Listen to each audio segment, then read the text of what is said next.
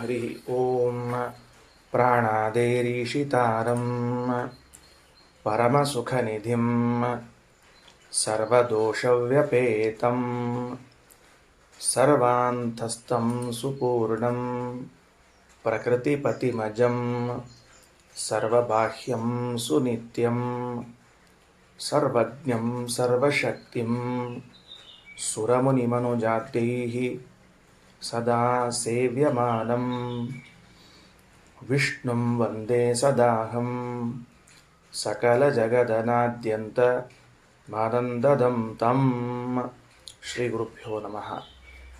ಕಹೋಳ ಬ್ರಾಹ್ಮಣ ಮುಕ್ತಾಯವಾಗಿ ಗಾರ್ಗಿ ಬ್ರಾಹ್ಮಣ ಅಂತ ಪ್ರಾರಂಭ ಆಗ್ತಾ ಇದೆ. ಈ ಬ್ರಾಹ್ಮಣದಲ್ಲಿ ಒಂದೇ ಒಂದು ಮಂತ್ರ. ಇದರಲ್ಲಿ ಯಾವ ವಿಷಯವನ್ನು ಪ್ರತಿಪಾದನೆ ಮಾಡಬೇಕು ಅಂತ ಹೊರಟಿದೆ ಉಪನಿಷತ್ತು. ಇಲ್ಲಿಯವರೆಗೆ ಹೇಳಲಾದ ಬ್ರಾಹ್ಮಣದಲ್ಲಿ ಮುಕ್ತರಿಗೂ ಭಗವಂತನಿಗೂ ಭೇದ ಇದೆ ಅಂತ ತಿಳಿಸಿಕೊಡುತ್ತು. ಮುಕ್ತ ಹಾಗೂ ಭಗವಂತರ ಭೇದವನ್ನು ತಿಳಿಸಿಕೊಟ್ಟ ಮೇಲೆ ಈ ಗಾರ್ಗಿ ಬ್ರಾಹ್ಮಣದಲ್ಲಿ ಮುಕ್ತರಲ್ಲಿ ತಾರತಮ್ಯವಿದೆ ಎಂಬುದನ್ನು ಸಮರ್ಥನೆ ಮಾಡಲಿಕ್ಕೆ, ಪ್ರತಿಪಾದನೆ ಮಾಡಲಿಕ್ಕೆ ಹೊರಟಿದೆ. ನೀವು ಇದಕ್ಕೆ ಹೆಡ್ಡಿಂಗ್ ಏನು ಹಾಕ್ಕೋಬೇಕು? ಮುಕ್ತರಲ್ಲಿನ ತಾರತಮ್ಯ ಅಂತ ಹಾಕ್ಕೋಬೇಕು. ಇದಕ್ಕೆ ಮುಕ್ತರಲ್ಲಿನ ತಾರತಮ್ಯ ಅಂತ ಇಟ್ಟುಕೊಂಡಾಗ ಮಾತ್ರ ಇದನ್ನು ನೀವು ಅರ್ಥ ಮಾಡಿಕೊಳ್ಳಿಕ್ಕೆ ಬರ್ತದೆ. ಶಾಸ್ತ್ರದಲ್ಲಿ ಎರಡು ವಿಷಯಗಳು ಪದೇ ಪದೇ ಬರುತ್ತವೆ. ಯಾವುದು? ಒಂದು ತಾರತಮ್ಯ, ಇನ್ನೊಂದು ಭಗವಂತನ ಸರ್ವೋತ್ತಮತ್ವ. ಹಿಂದಿನ ಘಟ್ಟದಲ್ಲಿ ಹೇಳುವಾಗ ಭಗವಂತನ ಸರ್ವೋತ್ತಮತ್ವವನ್ನೇ ಹೇಳಿತ್ತು. ಭೇದ ಅಂತಂದ್ರೂ ಭಗವಂತನ ಸರ್ವೋತ್ತಮತ್ವ ಅಂದರೂ ಒಂದೇ ಅರ್ಥ, ಬೇರೆ ಏನಿಲ್ಲ.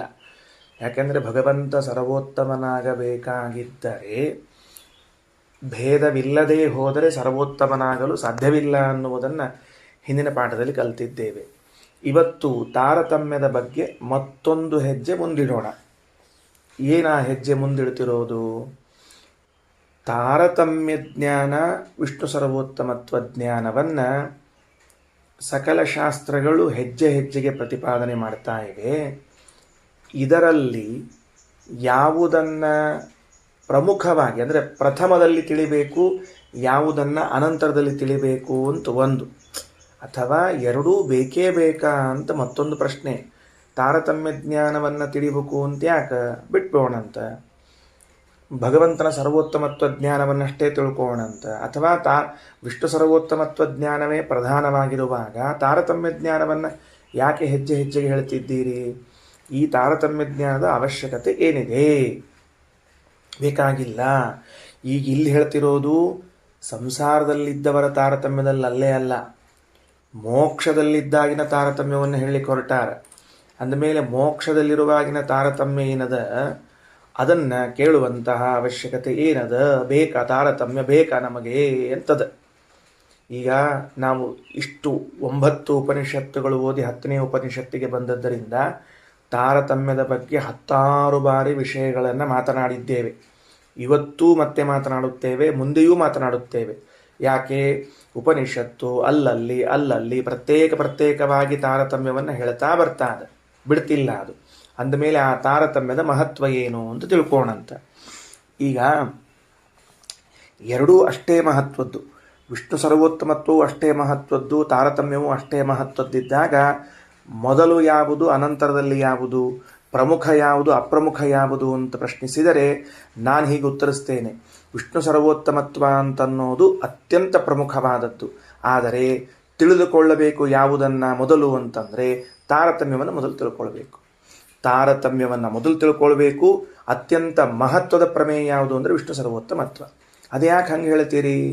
ತಾರತಮ್ಯಕ್ಕಿಂತಲೂ ವಿಷ್ಣು ಸರ್ವೋತ್ತಮತ್ವ ಶ್ರೇಷ್ಠ ಅಲ್ವೇನೋ ಅಂದರೆ ಅಲ್ಲ. ವಿಷ್ಣು ಸರ್ವೋತ್ತಮತ್ವ ಶ್ರೇಷ್ಠವಾಗಿದ್ದರೂ ಮೊದಲು ತಿಳಿಯಬೇಕಾದ ಅಂಶ ಯಾವುದು ಅಂದರೆ ತಾರತಮ್ಯ.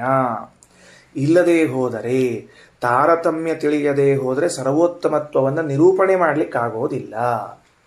ನಿರೂಪಣೆ ಮಾಡಲಿ. ಸರ್ವರಿಗಿಂತಲೂ ಉತ್ತಮನಾಗಿದ್ದಾನೆ ಭಗವಂತ ಅನ್ನುವಾಗ ಉತ್ತಮ ಶಬ್ದವೇ ತಾರತಮ್ಯ ಒಳಗೊಂಡದ್ದಾಗಿದೆ. ಅದು ಉತ್ತಮ ಅಂತ ಶಬ್ದವನ್ನು ಹೇಗೆ ಪ್ರಯೋಗ ಮಾಡಿದರೆ ನೀವು? ಇವರಿಗಿಂತ ಇವನು ಉತ್ತಮ, ಇವರಿಗಿಂತ ಇವನು ಉತ್ತಮನಾದಾಗಲೇನೆ ಅಂತಹ ಉತ್ತಮರಾದ ಎಲ್ಲರಿಗಿಂತಲೂ ಉತ್ತಮನಾಗಿದ್ದರಿಂದಲೇ ಇವನು ಸರ್ವೋತ್ತಮ ಅಂತ ಕರೆಸಿಕೊಳ್ಳುತ್ತಾನೆ. ಬರೇ 4-8 ಜನರಿದ್ದಾರೆ ಸರ್ವರು, ಆ ಸರ್ವರಲ್ಲಿ ಇವ ಒಬ್ಬ ಉತ್ತಮ ಅಂತ ಅದೇನು ದೊಡ್ಡ ವಿಷಯ ಅಲ್ಲ. ನಾನು ಇದ್ದೀನಿ 4-8 ಮಂದಿಯೊಳಗೆ ಸರ್ವರಲ್ಲೂ ಉತ್ತಮ ಇದ್ದೀನಿ, ತೊಗೊಂಡೇನು ಮಾಡ್ಬೇಕು? ಆ ಸರ್ವೋತ್ತಮತ್ವ ಉಪಯೋಗ ಇಲ್ಲ. ಉತ್ತಮರು ಉತ್ತಮರು ಉತ್ತಮರು ಎಂದು ಪ್ರಸಿದ್ಧರಾದ ಸರ್ವರಲ್ಲಿ ಉತ್ತಮನಾದಾಗ ಮಾತ್ರ ಅವನು ಸರ್ವೋತ್ತಮ ಅಂತ ಕರೆಸಿಕೊಳ್ಳುತ್ತಾನೆ.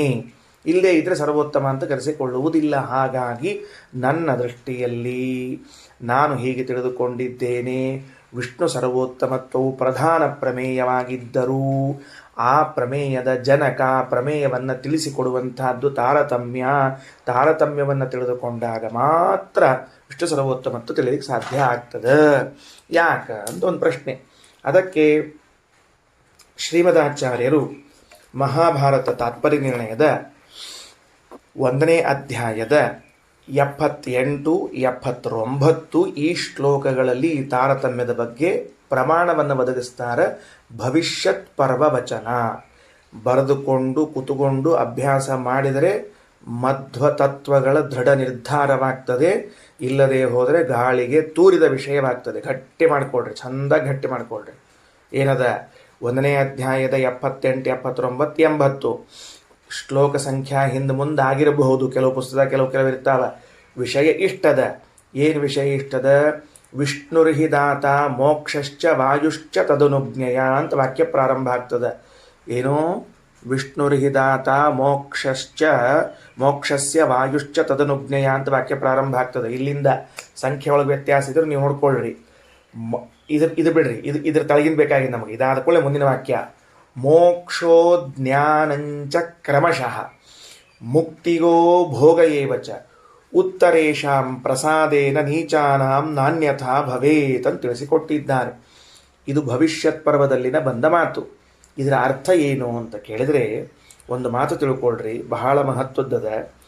ಉತ್ತರೇಶಾಂ ಪ್ರಸಾದೇನ, ಮೇಲಿನವರ ಅನುಗ್ರಹವಿದ್ದಾಗ ಮಾತ್ರ ಕೆಳಗಿನವರಿಗೆ ಏನೇನು ಆಗ್ಲಿಕ್ಕೆ ಸಾಧ್ಯ ಅದ ಅಂದ್ರೆ ಮೋಕ್ಷ, ಜ್ಞಾನ, ಮುಕ್ತಿಯಲ್ಲಿನ ಭೋಗ, ಭಕ್ತಿ, ವೈರಾಗ್ಯ ಇವೆಲ್ಲವೂ ಸಿಗಬೇಕು ಅಂತಾದರೆ ಮೇಲಿನವರ ಅನುಗ್ರಹ ಇದ್ದಾಗ ಕೆಳಗಿನವರಿಗೆ ಇದು ಸಿಗುತ್ತಾ ಬರ್ತದೆ. ಅಂದರೆ ಹಿಂಗಿಟ್ಕೋಣ ಅಂತ. ಏನು ಹಿಂಗಿಟ್ಕೋಣ ಅಂತ ಅಂದ್ರೆ ಪಾರ್ವತೀ ದೇವಿಯರು ಅನುಗ್ರಹ ಮಾಡಿದರೆ, ಇಚ್ಛಿಸಿದರೆ ಆಗ ಕಾಮದೇವರಿಗೆ, ಇಂದ್ರದೇವರಿಗೆ ಏನಾಗತ್ತೆ ಅಂದರೆ ಮುಕ್ತಿಯಾಗತ್ತೆ. ಅವ್ರು ಇಚ್ಛಿಸಬೇಕು, ಅವರು ಪ್ರಸಾದ ಮಾಡಬೇಕು.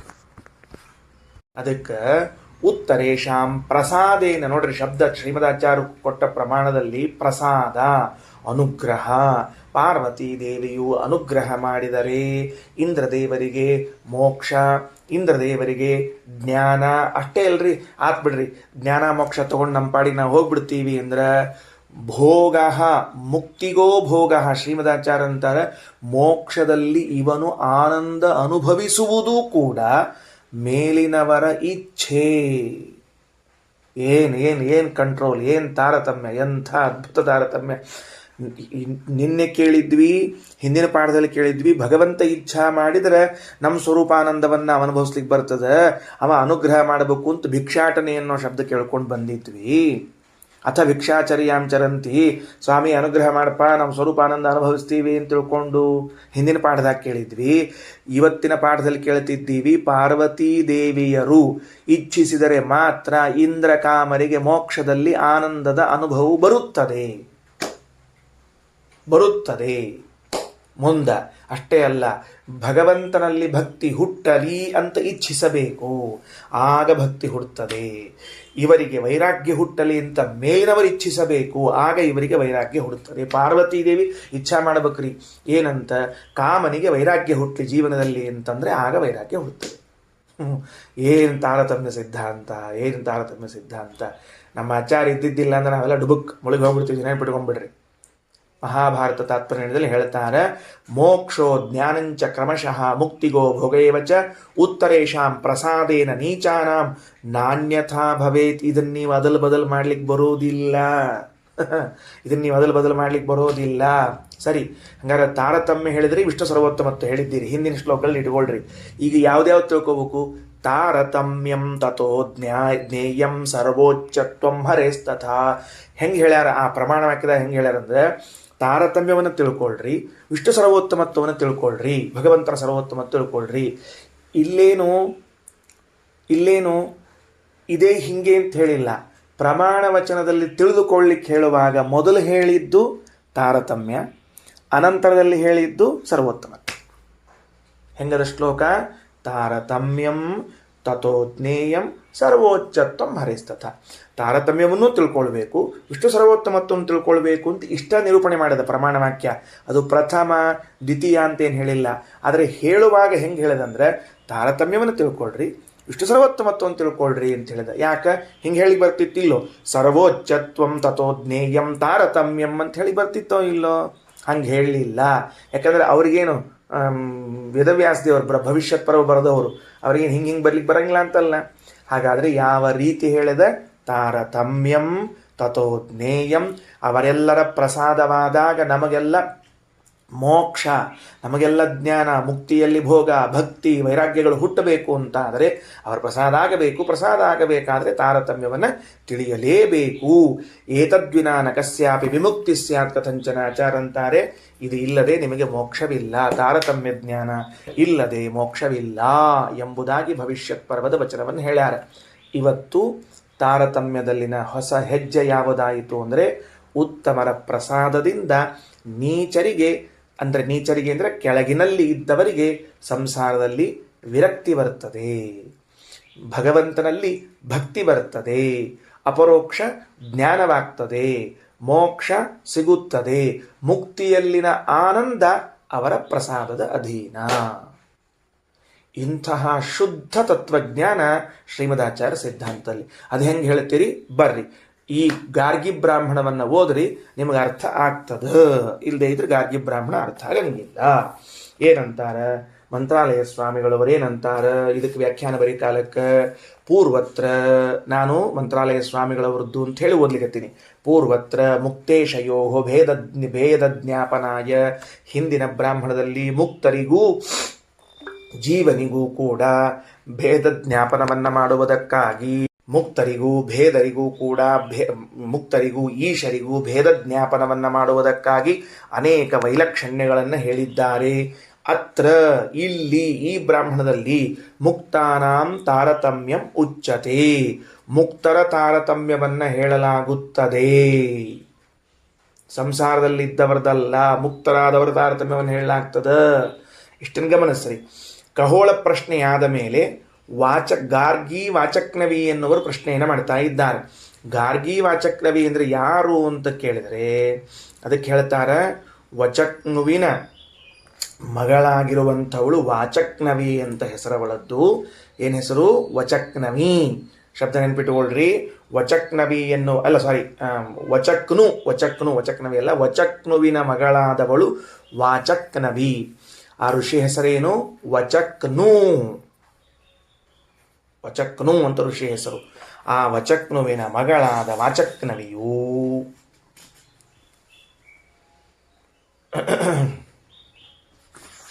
ಅವಳ ಹೆಸರು ಗಾರ್ಗಿ. ಏನವಳ ಹೆಸರು? ಗಾರ್ಗಿ. ರಾಯರ್ ಹಂಗ ಬರೀತಾರ, ವಚಕ್ನೋರಪತ್ಯಂ ವಾಚಕ್ನವಿ ಗಾರ್ಗಿ ನಾಮತಃ. ಹೆಸರಿನಿಂದ ಅವಳಿಗೆ ಗಾರ್ಗಿ ಅಂತಿರುವಂತಹದ್ದು ಅಂತ. ಇವಳೇ ಯಾಜ್ಞವಲ್ಕ್ಯರ ಪತ್ನಿ ಆಗುವಳು ಅಥವಾ ಆಗಿದ್ದವಳು. ಗಾರ್ಗಿ ವಾಚಕ್ನವಿ ಅಂತನ್ನುವಳಿದ್ದಾಳೆ. ನೋಡ್ರಿ, ಇವಳನ್ನು ಈ ಮಹಾನುಭಾವಳನ್ನು ನಾವು ನಿತ್ಯದಲ್ಲಿ ಬ್ರಹ್ಮಯಜ್ಞದಲ್ಲಿ ತರ್ಪಣವನ್ನು ಕೊಡ್ತೇವೆ. ಗಾರ್ಗಿ ವಾಚಕ್ನವಿ ತುಪ್ಯತಾಂ ಅಂತ ತಿಳ್ಕೊಂಡು ಹೇಳಿ ಬ್ರಹ್ಮಯಜ್ಞದಲ್ಲಿ ನಮ್ಮಿಂದ ಪೂಜ್ಯಳಾದ ಮಹಾನುಭಾವಳವಳು. ಅವಳೇನು ಪ್ರಶ್ನೆ ಕೇಳ್ತಾಳೆ? ಯಾಜ್ಞವಲ್ಕೇತಿ ಹೋವಾಚ. ಇನ್ನೂ ಆ ಸಭಾ ಮುಗಿದಿಲ್ರಿ. ಈ 3ನೇ ಅಧ್ಯಾಯ ಮುಗಿದ ತನಕ, ಅದು 5ನೇ ಅಧ್ಯಾಯ ಮುಗಿದ ತನಕ ಸಭಾ ನಡೀತಿರ್ತದೆ. ಹಂಗ ಇದು ಸಭಾ ಹೋಗ್ಬೇಕದು. ಅವು 1000 ಆಕಳು ತೊಗೊಂಡು ಹೋಗೋ ತನಕನೂ ಹಿಂಗೆ ಇದು ಕಾರ್ಯಕ್ರಮ. ಮುಂದೆ ಬಂಗಾರದ ಕೋಡು, ಕಾಲಾಗ ಬೆಳ್ಳಿ ಗೆಜ್ಜೆ ಹಾಕಿ ಕಳಿಸ್ಯಾರ, ಹೊಡ್ತಿರ್ತದೆ, ಪಾಠ ಹೊಂಟಿರ್ತದೆ. ಹಂಗೆ ಅತಃ ಏನಂ ಗಾರ್ಗಿ ವಾಚಕ್ನವಿ ಪಪ್ರಚ್ಛ ಯಾಜ್ಞವಲ್ಕೇತಿ ಹೋವಾಚ. ಎಲೆ ಯಾಜ್ಞವಲ್ಕ್ಯರೇ, ಯದಿದಂ ಸರ್ವಮಪ್ಸುವೋತಂಚ ಪ್ರೋತಂಚ. ಯದಿದಂ ಸರ್ವಂ, ಈ ನನ್ನ ಕಣ್ಣಿಗೆ ಕಾಣುವ ಎಲ್ಲ ಪದಾರ್ಥಗಳಿದೆಯಲ್ಲ, ಇದು ಉಪನಿಷತ್ತನ್ನು ಓದಿದಾಗ ಬರುವ ಅರ್ಥ, ನಿಜ ಅರ್ಥ ಅಲ್ಲ. ನಿಜ ಅರ್ಥ ಶ್ರೀಮದಾಚಾರ್ಯ ಹೇಳ್ತಾರೆ, ಓದಿದಾಗ ಬರುವ ಅರ್ಥ. ಯದಿದಂ ಸರ್ವಮಪ್ಸು ಓತಂಚ ಪ್ರೋತಂಚ. ಈ ಇಡಿಯಾದ ಜಗತ್ತೇನು ಕಾಣಿಸ್ತದೆ ನಮಗೆ, ಇದೆಲ್ಲವೂ ಕೂಡ ಅಪ್ಸು. ಅಪ್ಸು ಅಂದ್ರೆ ನೀರಿನಲ್ಲಿ. ನೀರಿನಲ್ಲಿ ಏನಾಗ್ಯದ? ಓತಂಚ ಪ್ರೋತಂಚ. ಈಗ ಯಾವುದನ್ನು, ಈಗ ನೀವು ಬರೀ ಸುಮ್ಮನೆ ಸಾಮಾನ್ಯ ಶಬ್ದಾರ್ಥ ಬರ್ಕೋತಿದ್ರೆ ನಿಮಗೆ ಬೇಕಾದವ್ರು ಬರ್ಕೊಳ್ರಿ, ಅದರ ನಿಜವಾದ ಅರ್ಥ ಏನದ ಎಂಬುದನ್ನು ಮುಂದೆ ಹೇಳ್ತೀನಿ. ಫಸ್ಟ್ ಒಂದ್ಸಲ ಓದ್ಲಿಕ್ಕೆ ನಾನು. ಓತಶ್ಚ ಪ್ರೋತಶ್ಚ. ಓತಪ್ರೋತ ಅಂದ್ರೆ ಏನು? ತಾತ್ಪರ್ಯ ಏನು? ಓತಂಚ ಪ್ರೋತಂಚ ಅಂದ್ರೆ ತಾತ್ಪರ್ಯ ಏನು ಅಂದ್ರೆ ಆಶ್ರಿತ. ಆಶ್ರಿತ ಅಂತ ಅರ್ಥ. ಏನು? ಆಶ್ರಯ ಪಡೆದಿದೆ. ಓತಪ್ರೋತ ಶಬ್ದದ ಅರ್ಥ ಏನು? ಆಶ್ರಯ ಪಡೆದಿದೆ ಅಂತ ಬರ್ಕೊಳ್ರಿ. ಯದಿದಂ ಸರ್ವಂ, ಇದೆಲ್ಲ ಏನು ನಮ್ಮ ಕಣ್ಣಿಗೆ ಕಾಣ್ತಾ ಇದೆಯಲ್ಲ, ಇದೆಲ್ಲವೂ ಅಪ್ಸು ಓತಂಚ ಪ್ರೋತಂಚ, ನೀರಿನಲ್ಲಿ ಆಶ್ರಯಿಸಿಕೊಂಡಿದೆ, ನೀರನ್ನು ಆಶ್ರಯಿಸಿಕೊಂಡಿದೆ ಅಂತ ಅರ್ಥ, ಮೇಲುನೋಟದ ಅರ್ಥ. ಸರಿ, ಇಲ್ಲಿ ಓತಪ್ರೋತದ ಬಗ್ಗೆ ಒಂದು ಮಾತಾಡೋಣ ಅಂತ. ಓತಪ್ರೋತ ಅಂತನ್ನುವುದನ್ನು ಬಿಡಿ ಬಿಡಿಸಿಯಾಗಿ ಹೇಳಿದಾಗ ಒಂದು ಬೇರೆ ಅರ್ಥ ಇದೆ. ಬಿಡಿ ಬಿಡಿಸಿಯಾಗಿ ಹೇಳಿದಾಗ ಒಂದು ಬೇರೆ ಅರ್ಥ ಇದೆ. ಮತ್ತು ಇನ್ನು ಕೂಡಿಸಿ ಹೇಳಿದಾಗ ಒಂದು ಅರ್ಥ ಬೇರೆ ಬರ್ತದೆ. ಪ್ರೋತ ಅನ್ನೋ ಶಬ್ದಕ್ಕೆ ಅಡ್ಡ, ಓತ ಅನ್ನೋ ಶಬ್ದಕ್ಕೆ ಉದ್ದ ಅಂತ ಅರ್ಥ. ಏನಿದು ಅಡ್ಡ ಉದ್ದ ಅಂತಂದ್ರೆ, ಒಂದು ಬಟ್ಟೆ, ಇದು ಎಲ್ಲಿ ಬಳಸಬೇಕು ಅಂದರೆ ಬಟ್ಟೆ. ಒಂದು ಬಟ್ಟೆಯನ್ನು ತೆಗೆದುಕೊಂಡಾಗ ಆ ಬಟ್ಟೆಯಲ್ಲಿ ನೂಲು ಒಂದು ಅಡ್ಡಕ್ಕೆ ಒಂದು ಉದ್ದಕ್ಕೆ ಇರ್ತದೆ. ಈ ಅಡ್ಡಕ್ಕೆ ಹೋದ ನೂಲನ್ನು ಪ್ರೋತ ಎಂದು ಕರೆಯುತ್ತಾರೆ, ಉದ್ದಕ್ಕೆ ಹೋದ ನೂಲನ್ನು ಓತ ಅಂತ ಕರೀತಾರೆ. ಓತ ಪ್ರೋತ ಹೆಂಗೆ ಬರ್ಕೊಳ್ಬೇಕು? ಓತ ಪ್ರೋತ. ಮೇಲಿಂದ ಕೆಳಗಡೆ ಉದ್ದಕ್ಕೆ ಹೋಗಲಿ, ಕೆಳಗಿನಿಂದ ಮೇಲರ ಉದ್ದಕ್ಕೆ ಹೋಗಲಿ, ಈ ಉದ್ದಕ್ಕೆ ಹೋದದ್ದು ಓತವೆಂಬುದಾಗಿ, ಅಡ್ಡಕ್ಕೆ ಹೋದದ್ದನ್ನು ಪ್ರೋತವೆಂಬುದಾಗಿ ಕರೀತಾರೆ. ಈ ಶಬ್ದವನ್ನು ನಾವು ಎಲ್ಲಿ ಬಳಸ್ತಿರ್ತೇವೆ? ಓತಪ್ರೋತ, ಮಾತು ಆಡುವಾಗ ಅವನು ಓತಪ್ರೋತವಾಗಿ ಮಾತನಾಡಿದ ಅಂತ ಬಳಸ್ತಿರ್ತಾರೆ. ಓತಪ್ರೋತವಾಗಿ ಮಾತಾಡ್ತಾನೆ ಅಂತ. ಉದ್ದಕ್ಕೆ ಅಡ್ಡಕ್ಕೆ ಅಂದ್ರೆ ಸರ್ವ ವಿಷಯಗಳನ್ನು ಸಂಗ್ರಹಿಸುವಂತಹ ಮಾತು ಅಂತ ಹೇಳಬೇಕಾಗ್ಯದ. ಗೊತ್ತಾಯ್ತಾ? ಅವನ ವಾಣಿ ಓತಪ್ರೋತವಾಗಿತ್ತು. ಓತಪ್ರೋತವಾಗಿತ್ತು ಅಂದ್ರೆ ಉದ್ದಕ್ಕೆ ಒಂದೇ ಕಡೆ ಹೊಂಟಿತ್ತು ಅಂತಲ್ಲ, ಅಡ್ಡಕ್ಕೂ ಇತ್ತು ಉದ್ದಕ್ಕೂ ಇತ್ತು. ಉದ್ದ ಅಡ್ಡಗಳನ್ನು ಸಂಗ್ರಹಿಸಿರುವಂತಹದ್ದಾಗಿತ್ತು ಅಂದ್ರೆ ಸರ್ವ ವಿಷಯಗಳನ್ನು ಒಳಗೊಂಡಿತ್ತು. ಅದಕ್ಕೆ ಓತಪ್ರೋತವಾಗಿ ಮಾತನಾಡ್ತಾನೆ ಅಂತ ಕರೀತಾರೆ. ಒಂದು. ಎರಡನೇದ್ದು, ಇದಕ್ಕೆ ಓತಪ್ರೋತ ಶಬ್ದಕ್ಕೆ ಸಮಾನಾರ್ಥವನ್ನು ಕೊಡುವ ಕನ್ನಡ ಶಬ್ದ ಯಾವುದು ಅಂದ್ರೆ ಹಾಸು ಹೊಕ್ಕಾಗಿ ಅಂತ ಕನ್ನಡ ಶಬ್ದ. ಏನು ಶಬ್ದ? ಹಾಸು ಹೊಕ್ಕಾಗಿ. ಆಯಿತು. ಈಗೇನು ಬಂತು? ಇಲ್ಲಿ ಉಪನಿಷತ್ತು ಗಾರ್ಗಿ ಯದಿದಂ ಸರ್ವಮಪ್ಸು ಓತಂಚ ಪ್ರೋತಂಚ ಅಂತ ತಿಳ್ಕೊಂಡು ಈ ಜಗತ್ತೆಲ್ಲವೂ ನೀರಿನಲ್ಲಿ ಹಾಸು ಹೊಕ್ಕಾಗಿದೆ ಅಂತ ಹೇಳಿದರು. ಅಲ್ಲಿ ಶಬ್ದಶಃ ಅರ್ಥ ಅಲ್ಲ, ತಾತ್ಪರ್ಯಾರ್ಥವನ್ನು ತಗೊಳ್ಬೇಕು. ಆಶ್ರಯಗೊಂಡಿದೆ, ಆಶ್ರಿತವಾಗಿದೆ. ಹೆಂಗೆ ಹೇಳ್ಬೇಕು ಅದನ್ನ? ಆಶ್ರಿತ ಅಂತ ಹೇಳಬೇಕು, ಇಲ್ಲ ಆಶ್ರಯ ಪಡೆದಿದೆ ಅಂತ ಹೇಳಬೇಕು. ಸರಿ, ಆಶ್ರಿತವಾಗಿದೆ. ಅದು ಮೊದಲು ಹೇಳ್ಬಿಟ್ಲು. ಇಡೀ ಜಗತ್ತು ಏನಾಗ್ಯದ? ನೀರಿನಲ್ಲಿ ಆಶ್ರಯವಾಗಿದೆ. ಕಸ್ಮಿನ್ನು ಖಲು ಆಪಹ ಓತಾಶ್ಚ ಪ್ರೋತಾಶ್ಚ. ಆ ನೀರು ಯಾರಲ್ಲಿ ಆಶ್ರಿತವಾಗಿದೆ? ಯಾರನ್ನು ಆಶ್ರಯಿಸಿಕೊಂಡಿದೆ? ವಾಯಾವಿತಿ ಗಾರ್ಗಿ, ವಾಯುವಿನಲ್ಲಿ ಎಂದೂ ಯಾಜ್ಞವಲ್ಕರು ಹೇಳಿದರು. ಕಸ್ಮಿನ್ನು ಖಲು ವಾಯು ಓತಶ್ಚ ಪ್ರೋತಶ್ಚ. ಆ ವಾಯು ಯಾರನ್ನು ಆಶ್ರಯಿಸಿಕೊಂಡಿದ್ದಾನೆ? ಗಂಧರ್ವಲೋಕೇಶು ಗಾರ್ಗಿ ಇತಿ, ಗಂಧರ್ವಲೋಕವನ್ನು ಆಶ್ರಯಿಸಿಕೊಂಡಿದ್ದಾನೆ. ಮುಂದಿನ ವಾಕ್ಯ ಹೊಂಟದ. ಕಸ್ಮಿನ್ನು ಖಲು ಗಂಧರ್ವಲೋಕಾಹ ಓತಾಶ್ಚ ಪ್ರೋತಾಶ್ಚ. ಗಂಧರ್ವಲೋಕಗಳು ಯಾರನ್ನು ಆಶ್ರಯಿಸಿಕೊಂಡಿವೆ? ಅಂತರಿಕ್ಷಲೋಕೇಶು. ಕಸ್ಮಿನ್ನು ಖಲು ಅಂತರಿಕ್ಷಲೋಕಾಹ ಓತಾಶ್ಚ ಪ್ರೋತಾಶ್ಚ. ಅಂತರಿಕ್ಷಲೋಕವು ಯಾರನ್ನು ಆಶ್ರಯಿಸಿಕೊಂಡಿದೆ? ಆದಿತ್ಯಲೋಕೇಶು ಗಾರ್ಗಿ. ಕಸ್ಮಿನ್ನು ಖಲು ಲೋಕಾಹ ಓತಾಶ್ಚ ಪ್ರೋತಾಶ್ಚ. ಆದಿತ್ಯಲೋಕವು ಯಾರನ್ನು ಆಶ್ರಯಿಸಿಕೊಂಡಿದೆ? ಚಂದ್ರಲೋಕೇಶು ಗಾರ್ಗಿ ಇತಿ. ಕಸ್ಮಿನ್ನು ಖಲು ಚಂದ್ರಲೋಕಾಹ ಓತಾಶ್ಚ ಪ್ರೋತಾಶ್ಚ. ನಕ್ಷತ್ರಲೋಕೇಶು. ಗೊತ್ತಾಗ್ಲಿಕ್ಕತ್ತದಲ್ಲೋ? ಹೊಂಟದ ಮುಂದೆ ವಾಕ್ಯ. ಕಸ್ಮಿನ್ನು ಖಲು ನಕ್ಷತ್ರಲೋಕಾಹ ಓತಾಶ್ಚ ಪ್ರೋತಾಶ್ಚ. ನಕ್ಷತ್ರಲೋಕಗಳು ಯಾರನ್ನು ಆಶ್ರಯಿಸಿಕೊಂಡಿವೆ? ದೇವಲೋಕೇಶು ಗಾರ್ಗಿ ಇತಿ. ಇನ್ನ ಕಸ್ಮಿನ್ನು ಖಲು ದೇವಲೋಕಾಹ ಓತಾಶ್ಚ ಪ್ರೋತಾಶ್ಚ, ದೇವಲೋಕಗಳು ಯಾರನ್ನಾಶ್ರಯಿಸಿಕೊಂಡಿವೆ ಅಂತ ಪ್ರಶ್ನೆ. ಆಗ ಇಂದ್ರಲೋಕವನ್ನಾಶ್ರಯಿಸಿಕೊಂಡಿವೆ. ಇಂದ್ರಲೋಕ ಯಾರನ್ನಾಶ್ರಯಿಸಿಕೊಂಡಿದೆ? ಪ್ರಜಾಪತಿ ಲೋಕೇಶು. ಪ್ರಜಾಪತಿ ಲೋಕ ಯಾರನ್ನಾಶ್ರಯಿಸಿಕೊಂಡಿದೆ? ಬ್ರಹ್ಮಲೋಕೇಶು. ಕಸ್ಮಿನ್ನು ಖಲು ಬ್ರಹ್ಮಲೋಕಾಹ ಓತಾಶ್ಚ ಪ್ರೋತಾಶ್ಚ. ಕೊನೆ ಪ್ರಶ್ನೆ ಮುಂದಿಟ್ಲೋ ಯಾಜ್ಞವಲ್ಕ್ಯರೇ, ಬ್ರಹ್ಮಲೋಕ ಯಾರನ್ನಾಶ್ರಯಿಸಿಕೊಂಡಿದೆ? ಸಹೋವಾಚ. ಯಾಜ್ಞವಲ್ಕ್ಯರಂತಾರೆ, ಗಾರ್ಗಿ ಮಾತಿಪ್ರಾಕ್ಷಿ. ಭಾಳ ಪ್ರಶ್ನೆ ಮಾಡ್ಲಿಕ್ಕತಿ, ಮಾಡಬೇಡ, ನೆನಪಿಟ್ಟುಕೊ. ಅತಿ ಪ್ರಶ್ನೆ ಮಾಡ್ಲಿಕ್ಕೆ ಹೋಗಬೇಡ. ಮಾತೆ ಮೂರ್ಧ ವ್ಯಪತತ್. ನಿನ್ನ ತಲೆ ಒಡೆದು ಹೋಗದೇ ಇರಲಿ, ನಿನ್ನ ತಲೆ ಒಡೆದು ಹೋಗಲಿ. ಅನತಿ ಪ್ರಶ್ನ್ಯಾಂ ವೈ ದೇವತಾ ಮತಿ ಪೃಚ್ಛತಿ. ಯಾರ ವಿಷಯದಲ್ಲಿ ಪ್ರಶ್ನಿಸಬಾರದು ಅವರ ವಿಷಯದಲ್ಲಿ ಪ್ರಶ್ನಿಸ್ತಿದ್ದೀಯ ನೀನು? ಯಾವ ದೇವತೆಯ ಬಗ್ಗೆ ಪ್ರಶ್ನಿಸ್ತಿದ್ದೀಯ ನೀನು? ನೋಡ್ರಿ, ಅನತಿ ಪ್ರಶ್ನಾಂ ವೈ ದೇವತಾ ಮತಿ ಪೃಚ್ಛಸಿ. ಯಾವ ದೇವತೆಯ ಬಗ್ಗೆ ನಾವು ಎಂದೂ ಪ್ರಶ್ನಿಸಲೇಬಾರದು. ಏನಂತ? ಆ ದೇವತೆ ಯಾರನ್ನ ಆಶ್ರಯಿಸಿಕೊಂಡಿದ್ದಾನೆ ಅಂಥ ಪ್ರಶ್ನೆ ಮಾಡ್ತಿದ್ದೀಯ ನೀನು? ಏನನ್ಕೊಂಡಿದ್ದಿ ಅಂತ ಹೇಳಿ ಝಬರಿಸಿದ ಕೂಡಲೇ ಗಾರ್ಗಿ ಮಾತಿಪ್ರಾಕ್ಷೀಹಿ ಅಂದ್ರು. ತಥೋಹ ಗಾರ್ಗಿ ವಾಚಕ್ನವಿ ಉಪರರಾಮ. ಆಗ ಗಾರ್ಗಿ ವಾಚಕ್ನವಿ ಎನ್ನುವಳೇನಾದ್ಲು? ಉಪರರಾಮ, ಸುಮ್ಮನಾದಳು. ಇಷ್ಟದ ಒಂದು ಐಡಿಯಾ ಬಂತು ನಿಮಗೀಗ. ಏನು ಐಡಿಯಾ ಬಂತು ಅಂದ್ರೆ, ತಳಗಿನ ಮ್ಯಾಲೆ ಹೊಂಟದ ಗಾಡಿ ಎಂತಿಷ್ಟು ಅರ್ಥ ಆತೀಗ ನಮಗೆ. ಯಾರ್ಯಾರನ್ನೋ ಆಶ್ರಯಿಸಿಕೊಂಡಿದ್ದಾರ ಅಂತ. ಅದರ ಪೂರ್ಣ ಸ್ವಾರಸ್ಯ ಸಿಗಲಿಲ್ಲ. ಪೂರ್ಣ ಸ್ವಾರಸ್ಯ ಸಿಗಬೇಕು ಅಂತಂದ್ರೆ ನಮ್ಮ ಆಚಾರ್ಯರು ಎಂಟರಾಗಬೇಕಲ್ಲಿ. ನಮ್ಮ ಶ್ರೀಮದ್ ಆಚಾರ್ಯರು ಎಂಟರಾದರೆ ಮಾತ್ರ ತಿಳಿತದೆ. ಏನಪ್ಪ ತಗೊಳ್ರಿ, ಮೊದಲನೇದ್ದು ಈಗ ವಿಷಯ ಹೇಳ್ಬಿಡ್ತೀನಿ, ಆಮೇಲೆ ಉಳಿದದ್ದನ್ನೆಲ್ಲ ಬರ್ಸೋದು ಓದಿಸೋದೆಲ್ಲ ಆಮೇಲೆ ಹೇಳ್ತೀನಿ. ಮೊದಲನೇದ್ದು ಯದಿದಂ ಸರ್ವಂ ಅಪ್ಸು ಓತಂಚ ಪ್ರೋತಂಚ ಅನ್ನುವಲ್ಲಿ ಇಲ್ಲಿ ಅಪ್ಸು ಅನ್ನುವಂತಹ ಶಬ್ದ ಅಂದ್ರೆ ಆಪಹ ಅನ್ನುವ ಶಬ್ದಕ್ಕೆ ಯಾರನ್ನ ತೆಗೆದುಕೊಳ್ಳಬೇಕು ಅಂದ್ರೆ ಚಕ್ರವರ್ತಿಗಳನ್ನು ತೆಗೆದುಕೊಳ್ಳಬೇಕು. ಚಕ್ರವರ್ತಿಗಳು, ಇದರ ಪ್ರಪಂಚವೇ ಬೇರೆ ಇದೆ. ಈ ಗಾರ್ಗಿ ಬ್ರಾಹ್ಮಣ ಪ್ರಪಂಚವೇ ಬೇರೆ, ಅದ್ಭುತ ಪ್ರಪಂಚ. ಚಕ್ರವರ್ತಿಗಳು ಅವ್ರಿಗೇನು ಕರಿಬೇಕು? ಆಪಹ ಅಂತ ಕರಿಬೇಕಂತ ಸಂಸ್ಕೃತದಲ್ಲಿ. ಎಂತ ಅನಂತರದಲ್ಲಿ ಚಕ್ರವರ್ತಿಗಳಿಗೆ. ಹೌದು, ಇದೆಲ್ಲವೂ ನೀರಿನಲ್ಲಿ ಆಶ್ರಯಿಸಿಕೊಂಡಿದೆ ಅಂತ ಮೊದಲನೇ ವಾಕ್ಯದ. ಇದೆಲ್ಲವೂ ಅನ್ನುವುದನ್ನು ಏನು ಅರ್ಥ ಮಾಡೋಣ ಅಂತ, ನೀರು ಅನ್ನೋ ಶಬ್ದದಲ್ಲಿ ಏನು ಮಾಡಿಬಿಟ್ಟಿವಿ ಈಗ? ಚಕ್ರವರ್ತಿ ಅಂತ ಬಂದ್ಬಿಡ್ತೀಗ. ಕರೆಕ್ಟ್ ಇಲ್ಲ? ಆಪಹ ಅನ್ನೋ ಶಬ್ದಕ್ಕೆ ಯಾರು ಬಂದಾರ? ಚಕ್ರವರ್ತಿಗಳು ಬಂದಾರ. ಹಂಗಾದ್ರೆ ಇದೆಲ್ಲವೂ ಚಕ್ರವರ್ತಿಗಳಲ್ಲಿ ಆಶ್ರಯಿಸಿಕೊಂಡಿದೆ, ಚಕ್ರವರ್ತಿಗಳನ್ನು ಆಶ್ರಯಿಸಿಕೊಂಡಿದೆ. ಯಾವುದೆಲ್ಲವೂ? ಶ್ರೀಮದಾಚಾರ್ಯರಂತಾರೆ, ರಘುತ್ತಮ ಸ್ವಾಮಿಗಳವರು, ರಾಘವೇಂದ್ರ ಸ್ವಾಮಿಗಳವರಂತಾರೆ, ಮುಕ್ತ ಮನುಷ್ಯೋತ್ತಮರು ಇವರೆಲ್ಲರೂ. ಯದಿದಂ ಸರ್ವಂ ಅಂತ ಶಬ್ದ ಇದೆಯಲ್ಲ, ಇದೆಲ್ಲವೂ ಅಂತ ಕೇಳಿದರೆ ಯಾರವರೆಲ್ಲ ಅಂದರೆ ಮುಕ್ತರಾದ ಮನುಷ್ಯೋತ್ತಮರು. ಇದು ಎಲ್ಲಿ ನಡೆದದ? ಮುಕ್ತಿಯಲ್ಲಿನ ತಾರತಮ್ಯ ನಡೆದದ, ಸಂಸಾರದಲ್ಲಿನ ತಾರತಮ್ಯ ಅಲ್ಲ. ಆದ್ದರಿಂದ ಎಲ್ಲ ಶಬ್ದದ ಮುಂದೆ ಮುಕ್ತರಾದ ಅಂತ ಹಚ್ಚಿಕೊಳ್ಳೇಬೇಕು, ಮರಿಬೇಡ್ರಿ. ಏನು ಸಂಶಯ ತಗೋಬೇಡ್ರಿ, ಏನು ವಿಪರೀತ ಜ್ಞಾನ ಮಾಡ್ಕೋಬೇಡ್ರಿ ಅಂತಂದ್ರೆ ಏನು ಮಾಡಬಾರ್ದು? ಸಂಸಾರದಲ್ಲಿ ಇದ್ದ ಅಂತ ಅರ್ಥ ಮಾಡಬಾರ್ದು, ಮುಕ್ತಿಯಲ್ಲಿ ಅಂತ ಅರ್ಥ ಮಾಡಬೇಕು. ಒಂದರ್ಥ ಮೊದಲನೇದ್ದು, ಮುಕ್ತರಾದ ಮನುಷ್ಯೋತ್ತಮರೆಲ್ಲರೂ ಕೂಡ ಚಕ್ರವರ್ತಿಗಳನ್ನು ಆಶ್ರಯಿಸಿಕೊಂಡಿದ್ದಾರೆ. ಯಾವ ಚಕ್ರವರ್ತಿಗಳನ್ನು?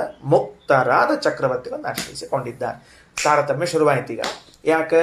ತಾರತಮ್ಯದ ಆ ಕಡೆಯಿಂದ ಕೊನೆ ಮೆಟ್ಟಲು, ಈ ಕಡೆಯಿಂದ ಮೊದಲನೇ ಮೆಟ್ಟಲೆ ಮನುಷ್ಯೋತ್ತಮರು. ತಾರತಮ್ಯದಲ್ಲವರೇ ಇದ್ದಾರಲ್ಲ ಮೊದಲು ಸಿಗೋರು. ಯಾಕೆ? ಅಲ್ರೇ ಆಚಾರ, ಮತ್ತು ಮನುಷ್ಯರು ಇಲ್ವೇನು ಮುಕ್ತರಾದವರಲ್ಲಿ ಅಂದರೆ ಇದ್ದಾರೆ. ತಾರತಮ್ಯದಲ್ಲಿ ಅವರನ್ನ ಪರಿಗಣನ ಮಾಡಿಲ್ಲ. ಇಲ್ಲ ಅಂತಲ್ಲ, ತಾರತಮ್ಯದಲ್ಲಿ ಪರಿಗಣನ ಮಾಡಲಿಲ್ಲ ಅವ್ರನ್ನ. ಅವರೊಳಗೆ ಸೇರ್ಕೊಳ್ಬಿಡು ಅಂತ ಬಿಟ್ಬಿಟ್ಟಾರ. ಯಾಕೆ? ಚತುರ್ಗುಣೋಪಾಸನೆಯನ್ನ ಮಾಡುವಂಥವರು ಮನುಷ್ಯೋತ್ತಮರು. ಚತುರ್ಗುಣೋಪಾಸನೆಯನ್ನು ಮಾಡುವಂಥವ್ರು ಮನುಷ್ಯೋತ್ತಮರು. ಆ ಮನುಷ್ಯೋತ್ತಮರಿಂದ ಪ್ರಾರಂಭ ಮಾಡಿಕೊಂಡು ಮೇಲೆ ಹೋಗ್ಬೇಕು. ದ್ವಿಗುಣೋಪಾಸನೆ ಮಾಡುವಂಥವರಿದ್ದಾರೆ, ಕೆಳಗಿದ್ದಾರೆ. ಏಕಗುಣೋಪಾಸನೆ ಇದ್ದಾರೆ, ಕೆಳಗಿದ್ದಾರೆ. ಇವರು ಮನುಷ್ಯೋತ್ತಮರ ಹೊಟ್ಟೆಯಾಗಿ ಬಂದ್ಬಿಡ್ತಾರೆ. ಅವ್ರನ್ನ ಪ್ರತ್ಯೇಕ ಬೇಡ ಅಂತ ಇಟ್ಕೊಂಡ್ಬಿಡ್ತಾರೆ. ಆದ್ದರಿಂದ ಮನುಷ್ಯೋತ್ತಮರಿಂದ ಈಗೇನು ಈ ಮುಕ್ತರಾದ ಮನುಷ್ಯೋತ್ತಮರಿದ್ದಾರೆ, ಚತುರ್ಗುಣೋಪಾಸಕರು ಅಂತೇನಿದ್ದಾರೆ, ಇವರೆಲ್ಲರೂ ಮುಕ್ತಿಯಲ್ಲಿ ಯಾರನ್ನ ಆಶ್ರಯಿಸಿಕೊಂಡಿದ್ದಾರೆ ಅಂತ ಗಾರ್ಗಿಯ ಪ್ರಶ್ನೆ. ಯಾಜ್ಞವಲ್ಕ್ಯರ ಉತ್ತರ ಥಟ್ಟನೆ ಬಂದ ಉತ್ತರ, ಚಕ್ರವರ್ತಿಗಳನ್ನು ಆಶ್ರಯಿಸಿಕೊಂಡಿದ್ದಾರೆ. ಯಾರ್ಯಾರು ಚಕ್ರವರ್ತಿಗಳಿದ್ದಾರೆ ಹೇಳೋಣಂತ. ಭರತ ಚಕ್ರವರ್ತಿ, ಕಾರ್ತಿವೀರ್ಯಾರ್ಜುನ ಚಕ್ರವರ್ತಿ, ಅಂಬರೀಷ ಚಕ್ರವರ್ತಿ ಕಥೆ ಕೇಳಿರ್ತಿರ್ಲು ಪುರಾಣದಾಗ ಎಲ್ಲರದು. ಮಾಂಧಾತ ಚಕ್ರವರ್ತಿ, ಹಿಂಗೆ ಯಾರ್ಯಾರ ಚಕ್ರವರ್ತಿಗಳ ಹೆಸರು ಗೊತ್ತವ ನೋಡ್ರಿ, ಆ ಅಷ್ಟೂ ಚಕ್ರವರ್ತಿಗಳ ಹೆಸರಿಟ್ಕೊಂಡೆ. ಯಾಕ ಏನು ಅಂತ ಒಂಚೂರು ಚರ್ಚೆ ಮಾಡ್ತೀನಿ ಈಗ. ಮಾಂಧಾತ ಚಕ್ರವರ್ತಿ, ನಹುಷ ಚಕ್ರವರ್ತಿ, ಹರಿಶ್ಚಂದ್ರ ಚಕ್ರವರ್ತಿ, ಹಂಗಾರೆ ಈ ಚಕ್ರವರ್ತಿಗಳು ಅಂತ ಇದ್ದಾರೆ. ಚಕ್ರವರ್ತಿಗಳು ಅನ್ನೋ ಶಬ್ದಕ್ಕೆ ಅರ್ಥ ಏನು ಗೊತ್ತದ ನಿಮಗೆ? ಅಖಂಡವಾದ ಭೂಮಂಡಲವನ್ನ ಏಕಛತ್ರಾಧಿಪತಿಗಳಾಗಿ ಚಕ್ರದಂತೆ ತಿರುಗಿಸ್ತಾರಾದ್ರಿಂದ ಅವರನ್ನ ಚಕ್ರವರ್ತಿಗಳು ಅಂತ ಕರೀತಾರೆ. ಹಾಗಾಗಿ ಅಂಬರೀಷ, ಕಾರ್ತಿವೀರ್ಯಾರ್ಜುನ, ಮಾಂಧಾತ, ಭರತ, ಇನ್ನು ಯಾರ್ಯಾರು ಚಕ್ರವರ್ತಿಗಳು ಅಂತಾಗಿ ಹೋಗಿದ್ದಾರೋ ಅವರೆಲ್ಲರೂ ಮುಕ್ತರಾದಾಗ ಅಂತಹ ಮುಕ್ತರಾದ ಚಕ್ರವರ್ತಿಗಳನ್ನು ಆಶ್ರಯಿಸುವರು ಯಾರು ಅಂದರೆ ಮುಕ್ತರಾದ ಮನುಷ್ಯೋತ್ತಮರು. ನಾನು ಏನು ಹೇಳಬೇಕು ಅಂತ ಇಟ್ಕೊಂಡಿದ್ದೀನಿ, ಇಲ್ಲಿಯ ವಿಷಯ ಅರ್ಥ ಆಯಿತು ನೋಡ್ರಿ. ಯದಿದಂ ಸರ್ವಂ ಅಪ್ಸು ಓತಂಚ ಪ್ರೋತಂಚ. ಈಗ ಚಕ್ರವರ್ತಿಗೆ ಆಪಹ ಅಂತ ಯಾಕೆ ಕರೀತಾರೆ ಅಂತನ್ನೋದಕ್ಕೆ ಭಾಷ್ಯದಲ್ಲಿ ಪ್ರಮಾಣ ವಾಕ್ಯ ಇದೆ.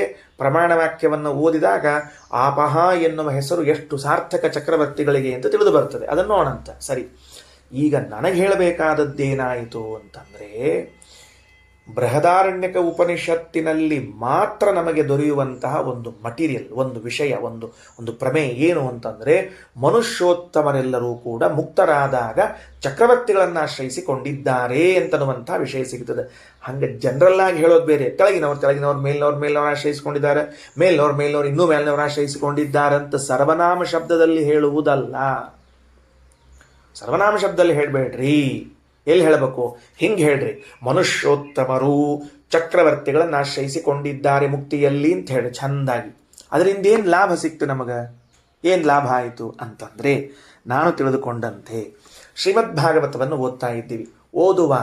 ಓದುವಾಗ ಅಂಬರೀಷನ ಕಥೆ ಬಂತು, ಮಾಂಧಾತನ ಕಥೆ ಬಂತು, ನಹುಷನ ಕಥೆ ಬಂತು, ಕಾರ್ತಿವೀರ್ಯಾರ್ಜುನನ ಕಥೆ ಬಂತು ಭಾಗವತದಲ್ಲಿ, ಮಹಾಭಾರತದಲ್ಲಿ, ಹರಿವಂಶದಲ್ಲಿ. ಅಲ್ರಿ, ನಾವು ಬ್ರಾಹ್ಮಣರು, ಅವರು ಕ್ಷತ್ರಿಯರು. ಈಗ ಹೇಳ್ರಿ, ಯಾರು ದೊಡ್ಡವರು ಯಾರು ಸಣ್ಣವರು ಅಂತ? ಬ್ರಾಹ್ಮಣರು ಶ್ರೇಷ್ಠರು ಅಲ್ವಾ? ಹಾಗಿದ್ರೆ ನಾವ್ಯಾಕೆ ಕ್ಷತ್ರಿಯರ ಕಥೆಗಳನ್ನು ಕೇಳ್ತಿರುವುದು ಅಂತ ಹೇಳಿ ಒಂದು ಪ್ರಶ್ನೆ. ಎರಡನೇ ಪ್ರಶ್ನೆ, ಭಾಗವತದಂತಹ ಗ್ರಂಥದಲ್ಲಿ ಇವರ ಕಥೆ ಅವರ ಕಥೆಯನ್ನೆಲ್ಲ ಯಾಕೆ ಹೇಳಬೇಕು? ಭಗವಂತನ ಕಥೆಯನ್ನೇ ಡೈರೆಕ್ಟಾಗಿ ಹೇಳಬಾರದೆ? ಅವರಿವರ ಕಥೆಗಳನ್ನೆಲ್ಲ ಯಾಕೆ ಹೇಳಬೇಕು?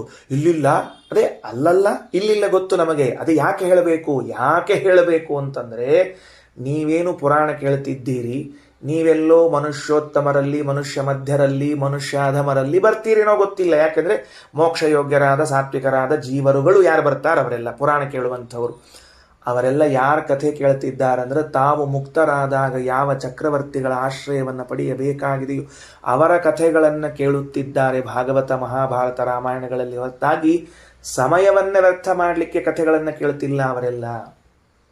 ಏನೋ ಪುಟಗಳನ್ನು ತುಂಬಿಸಬೇಕಾಗಿದೆ ಎನ್ನುವುದಕ್ಕಾಗಿ ವೇದವ್ಯಾಸ ದೇವರು ಅಂಬರೀಷನ ಕಥೆಯನ್ನು ಹೇಳಿದರು 3 ಅಧ್ಯಾಯಗಳಲ್ಲಿ, ಮಾಂಧಾತನ ಕಥೆಯನ್ನು ಹೇಳಿದರು, ಸಗರನ ಕಥೆಯನ್ನು ಹೇಳಿದರು, ನಹುಷನ ಕಥೆಯನ್ನು ಹೇಳಿದರು. ಅಲ್ಲ, ಜಗತ್ತಿನಲ್ಲಿರುವ ಎಲ್ಲ ಮನುಷ್ಯೋತ್ತಮರಾದ ಮುಕ್ತರಾದ ಮೇಲೆ ಅಂದರೆ ಆ ಮುಕ್ತರೆಲ್ಲರೂ ಕೂಡ ಚಕ್ರವರ್ತಿಗಳನ್ನು ಆಶ್ರಯಿಸಿಕೊಂಡೇ ಇರಬೇಕು. ಅಂದ ಮೇಲೆ ಮಸ್ಟ್ ಅಂಡ್ ಶುಡ್ ನಾವು ಪುರಾಣಗಳಲ್ಲಿ ಚಕ್ರವರ್ತಿಗಳ ಕಥೆಯನ್ನು ಕೇಳಬೇಕು. ಪುರಾಣಗಳಲ್ಲಿ ಯಾಕೆ ಇವರ ಹೆಸರುಗಳನ್ನು ಹೇಳಿದ್ದಾರೆ ಅಂತನ್ನುವುದಕ್ಕೆ ಬೃಹದಾರಣ್ಯಕದ ಮಾತು ನಮಗೆ ಕಣ್ಣು ತೆರೆಸಿತು. ಇದಕ್ಕಾಗಿ ತಿಳ್ಕೊಳ್ಳಪ್ಪ. ಮುಗಿತು. ಯದಿದಂ ಸರ್ವಮಪ್ಸು ಓತಂಚ ಪ್ರೋತಂಚ ಕಸ್ಮಿನ್ನು ಖಲು ಆಪಹ ಓತಾಶ್ಚ ಪ್ರೋತಾಶ್ಚ. ಸ್ವಾಮಿ, ಆ ಚಕ್ರವರ್ತಿಗಳು ಮುಕ್ತಿಯಲ್ಲಿ ಯಾರನ್ನಾಶ್ರಯಿಸಿಕೊಂಡಿದ್ದಾರೆ ಅಂತಂದ್ರೆ ವಾಯೌ. ನೋಡ್ರಿ, ವಾಯು ಅಂತ ಹೇಳಿದ್ರು, ವಾಯು ಅಂತ. ಇಲ್ಲಿ ವಾಯು ಶಬ್ದದಿಂದ ಯಾರನ್ನು ತಗೊಳ್ಬೇಕು? ಪ್ರಾಣದೇವರನ್ನು ತಗೊಳ್ಬಾರ್ದು. ಮತ್ತೆ ಶ್ರೀಮದಾಚಾರ್ಯರಂತಾರೆ, ನನ್ನ ಮಗ ಒಬ್ಬ ಇದ್ದಾನಲ್ಲ. ಯಾರ್ರೀ ನಿಮ್ಮ ಮಗ? ನಮಗೆ ಪರಿಚಯನೇ ಮಾಡಿಸಿಲ್ಲ, ನಮ್ಗೆ ನಾಮಕರಣ ಕರೆದೇ ಇಲ್ಲ ಬಿಡ್ರಪ್ಪ ನೀವೆಲ್ಲ. ಅದಕ್ಕೆ ಅಪ್ಪಿ ಇವತ್ತ ನಾಮಕರಣ ಮಾಡ್ತೀನಿ ಬಾ ನಿನ್ನ ಎದುರಿಗೆ, ಸುಳ್ಳ ಯಾಕ ಅಂತ. ಯಾರವರು ಅಂದರೆ ವಾಯುದೇವರಿಗೆ ಒಬ್ಬ ಮಗ ಇದ್ದಾನೆ, ಚಕ್ರ ಅಂತ ಅವರ ಹೆಸರು, ಬರೆದಿಟ್ಕೊಳ್ರಿ. ವಾಯುದೇವರ ಮಗನಿಗೆ ಚಕ್ರ ಅಂತ ಹೆಸರು. ಆ ಚಕ್ರನನ್ನ ಇಲ್ಲಿ ವಾಯು ಶಬ್ದದಿಂದ ತೆಗೆದುಕೊಳ್ಳಬೇಕು. ಮುಂದೆ ಭಾಷ್ಯದಲ್ಲಿ ಹೇಳ್ಯಾರ, ಅದನ್ನು ನಾ ಇಲ್ಲೇ ಹೇಳಲಿಕತ್ತೀನಿ, ಅಲ್ಲಿ ಮೇಲೆ ಹೇಳದೇ ಇದ್ದದನ್ನ ಹೇಳಿಲ್ಲ. ವಾಯುದೇವರ ಮಗನಾದ ಚಕ್ರನನ್ನ ಇಲ್ಲಿ ವಾಯು ಎಂಬ ಶಬ್ದದಿಂದ ಗ್ರಹಿಸಲಾಗಿದೆ. ಯಾಕ್ರಿ ಆಚಾರ ವಾಯು ಶಬ್ದದಿಂದ ಅವ್ರನ್ನ ತಗೋಬೇಕಾತ್ ನೀವು ಅಂತಂದ್ರೆ ಲಕ್ಷಣ ಏನು ಲಕ್ಷಣ ಮಾಡ್ಲಿಕ್ಕತ್ತೀವಿ? ವಾಯು ಶಬ್ದ ತತ್ಪುತ್ರೇ, ವಾಯು ಶಬ್ದವು ಅವಾಯುದೇವರ ಮಗ ಎಂಬ ಅರ್ಥ ಲಕ್ಷಣ ಮಾಡ್ಲಿಕ್ಕತ್ತೀವಿ. ಹೆಂಗ? ಗಂಗಾಯಾಮ್ ಘೋಷಃ ಅನ್ನುವಲ್ಲಿ ಗಂಗಾ ಪದವನ್ನು ತೀರದಲ್ಲಿ ಲಕ್ಷಣ ಮಾಡ್ತೀವಲ್ಲ, ಗಂಗಾ ತೀರೆ ಅಂತ, ಹಂಗ ವಾಯು ಪದವನ್ನ ವಾಯುಪುತ್ರೇ ಲಕ್ಷಣ. ಹಂಗಾರೆ ಈ ಮುಕ್ತರಾದ ಚಕ್ರವರ್ತಿಗಳೆಲ್ಲ ಯಾರನ್ನ ಆಶ್ರಯಿಸಿಕೊಂಡಿರ್ತಾರಪ್ಪ?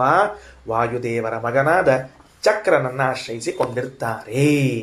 ಸರಿ, ಮುಕ್ತರಾದ ಮನುಷ್ಯೋತ್ತಮರು ಮುಕ್ತರಾದ ಚಕ್ರವರ್ತಿಗಳನ್ನು, ಮುಕ್ತರಾದ ಚಕ್ರವರ್ತಿಗಳು ಮುಕ್ತರಾದ ವಾಯುದೇವರ ಪುತ್ರರಾದ ಚಕ್ರನನ್ನು.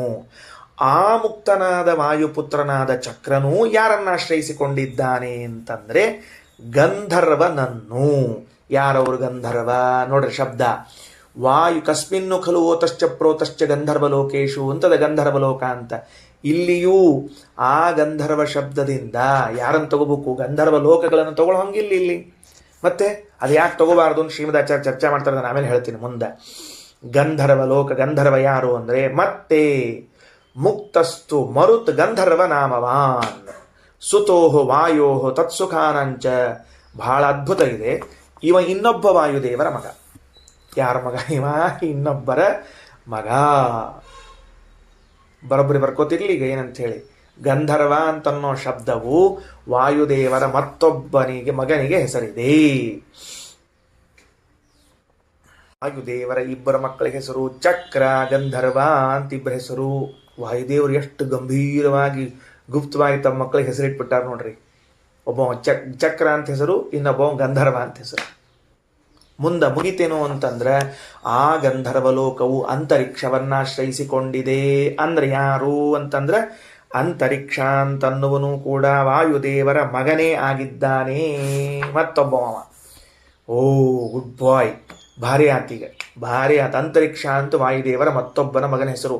ಆದರೆ ನೆನಪಿಟ್ಟುಕೊಳ್ರಿ, ಯೋಗ್ಯತೆಯಲ್ಲಿ ಚಕ್ರನಿಗಿಂತ ಗಂಧರ್ವ ಶ್ರೇಷ್ಠ, ಗಂಧರ್ವನಿಗಿಂತ ಅಂತರಿಕ್ಷ ಶ್ರೇಷ್ಠ. ಸರಿ ಆಯ್ತಾ? ಮುಂದೆ ನೋಡ್ರಿ, ಮುಂದೇನಂತಂದ್ರೆ ಇದೊಂದು ಸ್ವಾರಸ್ಯ. ಈ ಅಂತರಿಕ್ಷ ಅಂತ ಬರ್ಕೊಂಡ ಮೇಲೆ ಬ್ರಾಕೆಟ್ ಒಳಗೆ ಏನು ಬರ್ಕೋಬೇಕು ಅಂದ್ರೆ ಮರುದ್ದೇವತೆಗಳಲ್ಲಿ ಒಬ್ಬ ಅಂತ ಬರ್ಕೋಬೇಕು. ಮರುದ್ದೇವತೆಗಳಲ್ಲಿ ಒಬ್ಬ ಅಂತ ಬರ್ಕೋಬೇಕು.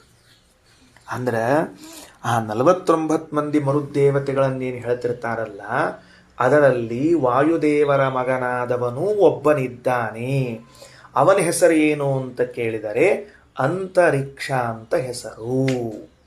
ಅವ ಗಂಧರ್ವನಿಗೆ ಅಂದ್ರೆ ತನ್ನ ತಮ್ಮನಿಗೆ ಮುಕ್ತಿಯಲ್ಲಿ ತಾನು ಆಶ್ರಯ ನೀಡಿದ್ದಾನೆ. ಬಾಯಲ್ಲಿ ಹೇಳ್ಕೊಳ್ತಾ ಬರ್ತೀರಾ ಅಪ್ಪುಗಳ?